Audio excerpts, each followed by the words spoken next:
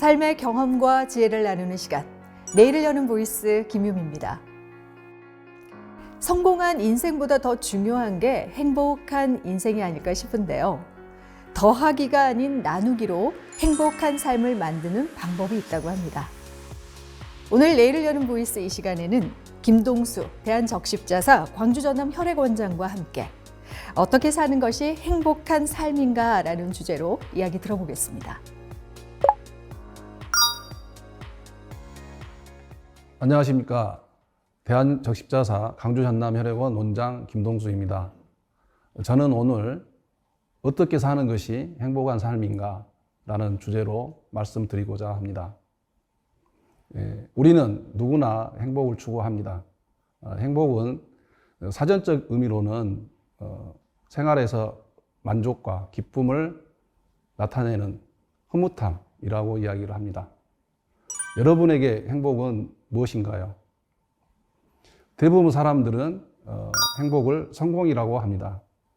성공은 돈, 권력, 명예를 가지는 것을 이야기하는 건데 이것은 많을수록 더 행복하다고 합니다. 나만 성공해서 과연 행복할 것인가? 우리는 코로나의 긴 터널을 겪으면서 경기 침체와 고물가로 아직도 힘들어하고 있습니다. 또 지구촌 곳곳에서는 재난과 또 전쟁이 일어나고 있고 그에 따라서 많은 사람들이 생명을 잃고 또 이재민이 되고 난민이 되고 있습니다. 앞으로도 이와 같은 재난과 전쟁은 끊임없이 일어날 것이고 우리를 불행에 빠뜨릴 수도 있겠습니다. 자, 그러면 이러한 상황에서 어떻게 해야 우리는 행복할 수 있을까요? 우리는 코로나와 그 재난을 극복하는 과정에서 연대와 협력이 굉장히 중요하다는 것을 알게 되었습니다. 이 연대와 협력은 나눔으로 가능한 것입니다. 나 아닌 우리가 함께 할 때 이 위기를 극복할 수 있고 공동체를 유지하며 자신의 행복도 담보할 수가 있는 것입니다. 철학자 김영섭 님은 나눔은 어떤 성공보다 가치 있는 행복이라고 이야기합니다.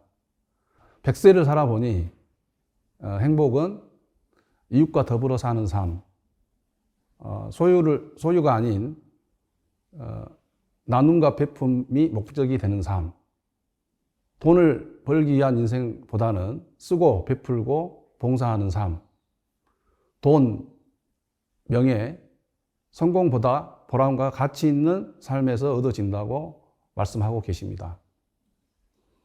저는 적십자에 근무하면서 수많은 기부자와 봉사자, 헌혈자들을 만났습니다.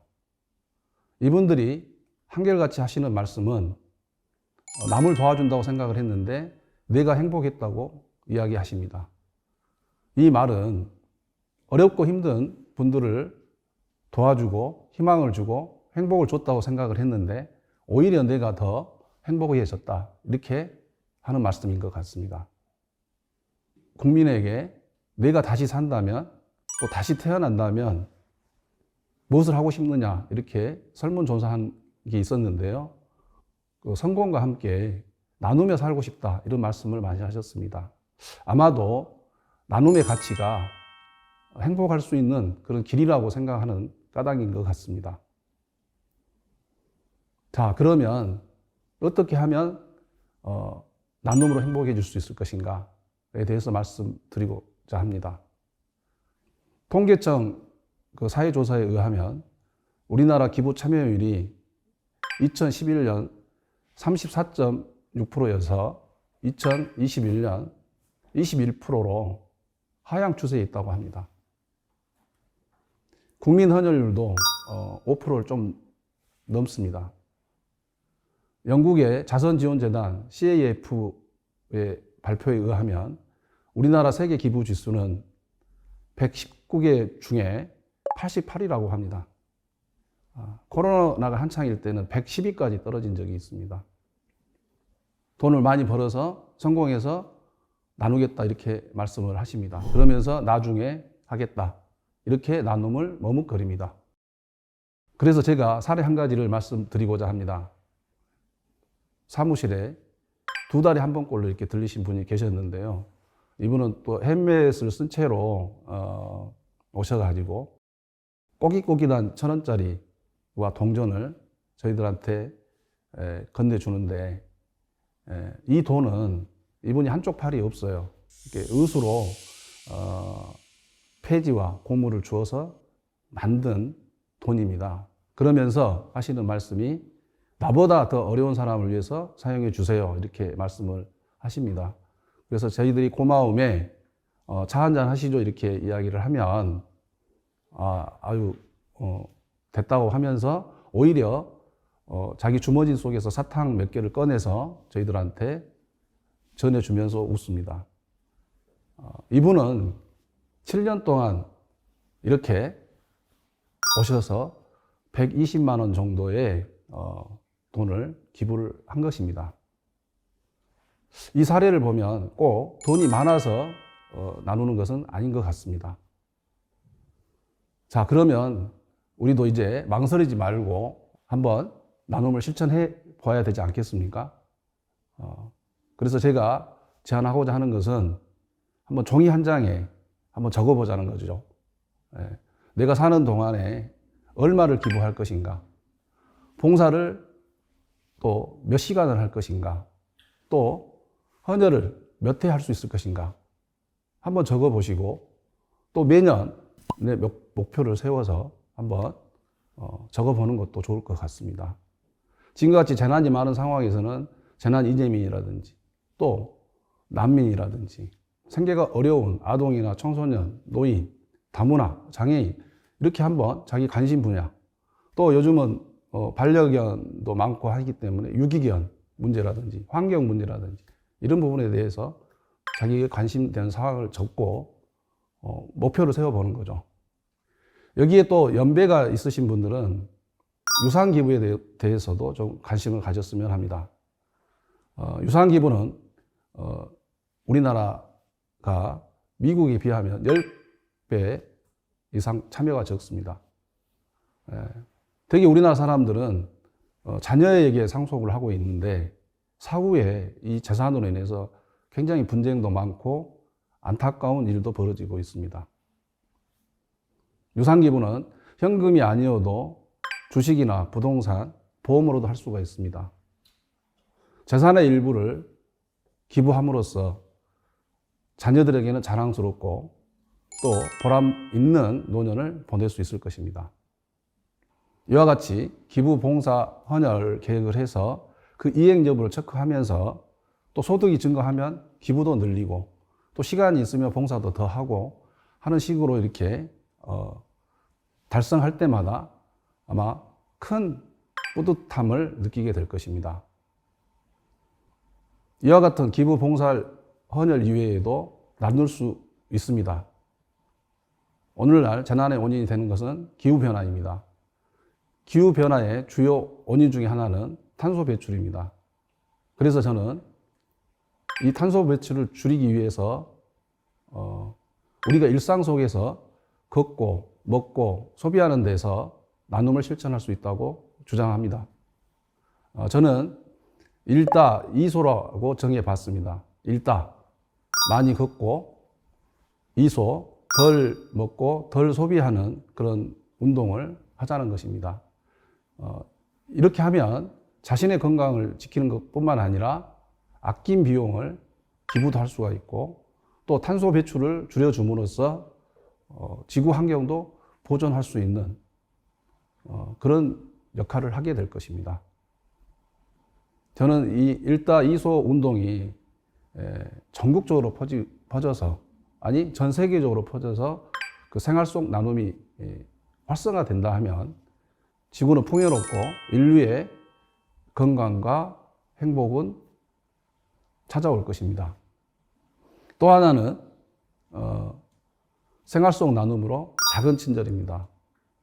무거운 짐을 들어주거나 또 자리를 양보하거나 또 한 번은 제가 그 버스에서 아주머니 한 분이 그 교통카드를 깜빡 잊고 오셨는가 봐요. 그런데 여기저기서 서로 카드를 이렇게 주겠다고 하는 그런 모습을 보았습니다.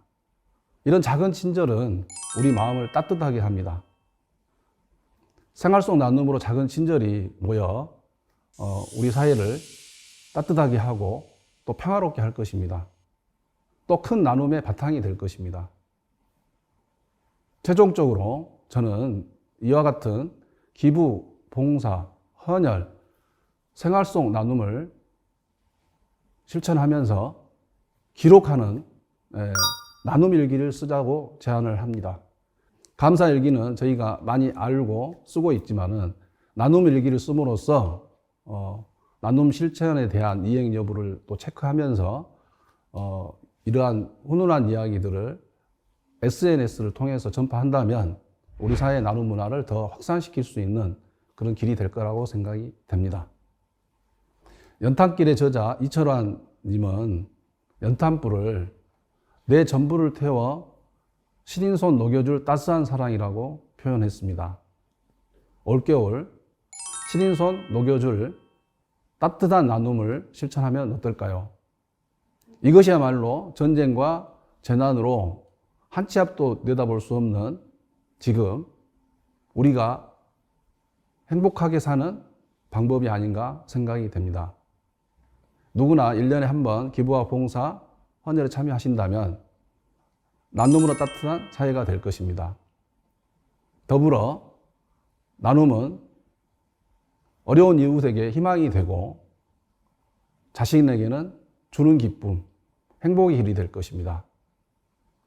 마지막으로 저에게 헌정시를 주신 강원석 시인님의 향기로운 사람들이라는 시로 마무리하도록 하겠습니다. 향기로운 사람들, 머리에 보따리를 이고 무거운 짐 손에 들고 발걸음을 옮기는 할머니, 그냥 지나치지 않고 선뜻 다가와 짐을 나눠 들며 함께 걸어가는 젊은 남녀, 각박한 삶의 무게 나누니 정이 되고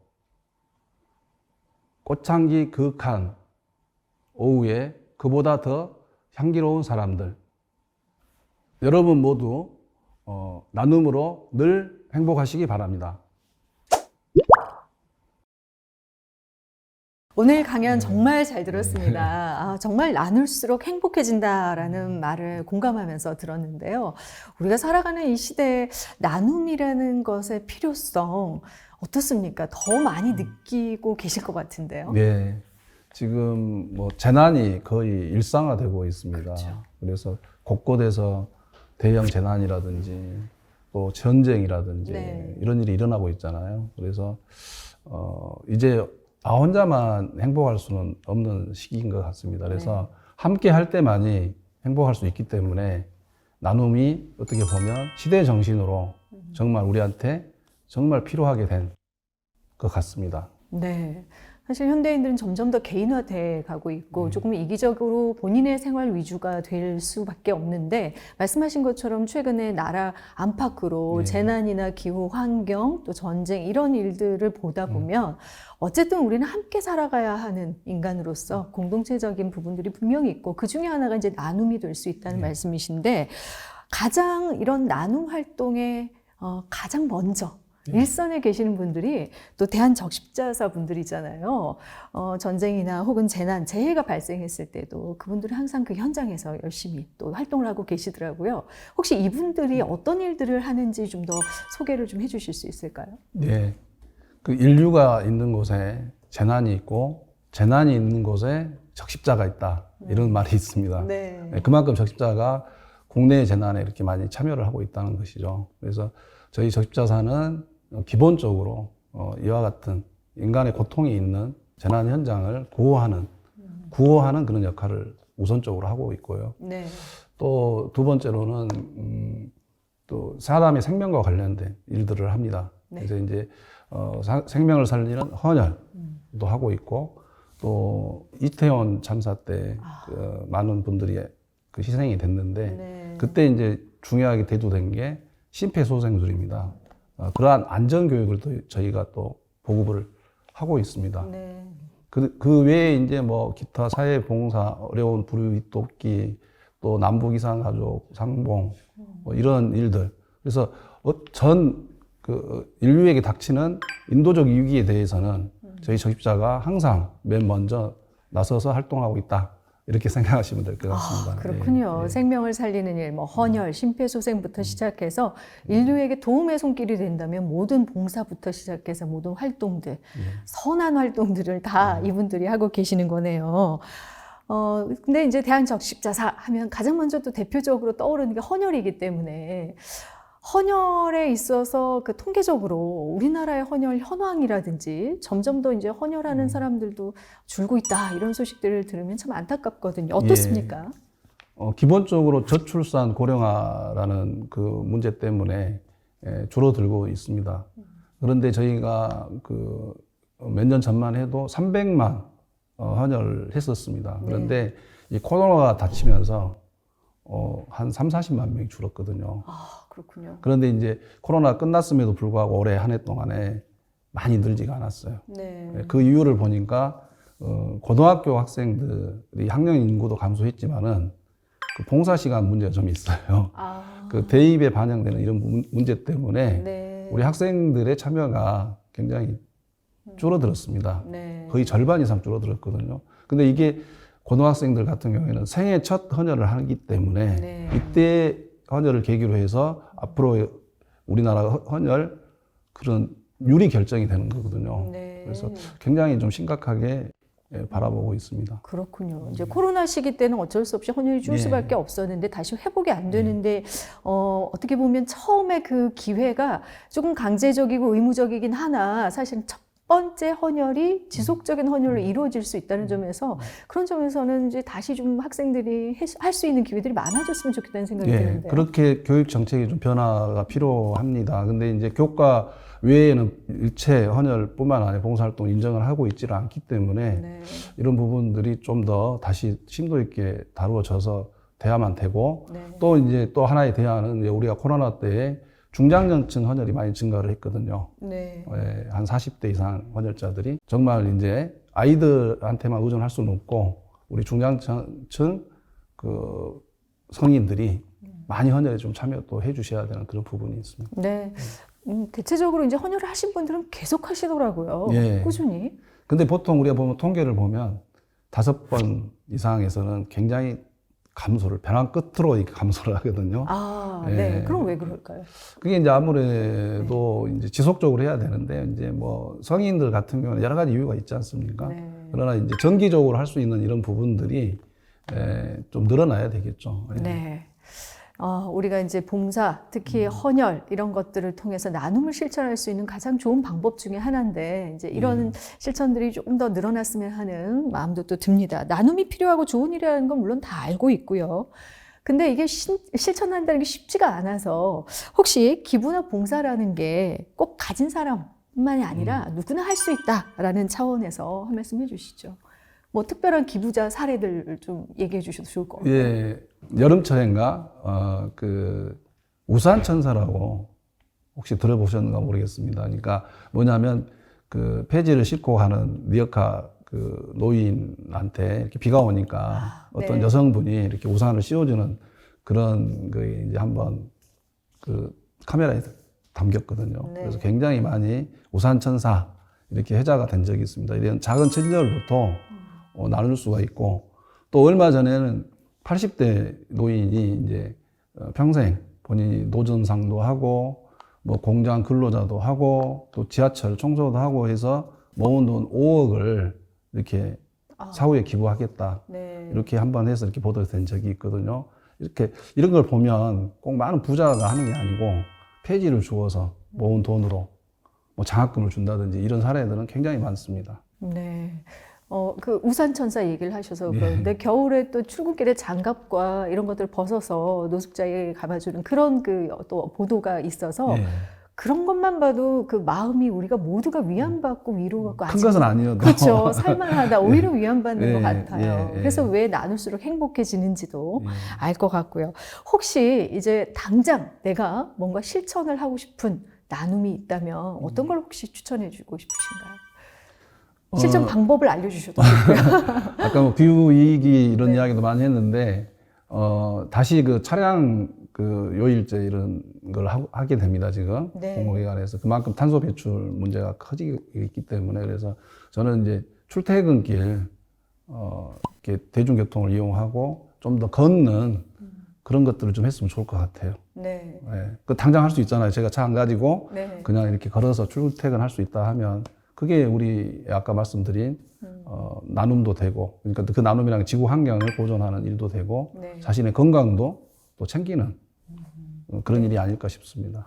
뭔가 남에게 좋은 일을 베풀어야 하고 나눠야 한다는 부담감이 방금 말씀해 주신 그런 방법은 없고요. 일단 네. 내가 걷고 차를 안 타는 것만으로도 네. 나는 환경을 지키는 좋은 네. 일을 하고 있다. 자기도 건강하고. 일석이조의 네, 효과가 네, 있는 네, 방법을 또 네. 추천해 주셨습니다. 그 밖에도 이제 기부, 또 헌혈 이런 걸 하고 싶은데 아직까지도 방법을 잘 모르시는 분들에게 혹시 알려주실 게 있다면 한 말씀해 주시죠. 방법을 모르지는 않을 거죠. 왜냐하면 네. 지금 보면 겨울철이 되면 또 모금 시기입니다. 여러 단체에서 모금을 안내를 하고 있고, 네. 특히 이제 적입자 같은 경우는 적입자 지로 용지가 나가요. 그래서 그거 납부하시면 가장 쉽게 하실 수가 있고, 네. 또 저희가 또 그 나눔으로 행복한 시간 이런 걸 운영을 하고 있는데, 거기에 보면 ARS 성금 그 전화 네. 또 문자 이런 거 할 수가 있습니다. 그래서 누구나 쉽게 마음만 먹으면 뭐 할 수 있는 방법들은 많습니다. 네. 방법은 모르지 않습니다. 안 할 뿐입니다. 그 말이 가슴에 당장 해야겠구나라는 생각이 또 듭니다. 맞습니다. 오늘 강연과 또 이런저런 이야기를 하면서 가슴 한켠에 또 반성도 하면서 나도 좀 따뜻한 마음으로 뭔가를 나누고 싶다라는 생각이 절로 드는데요.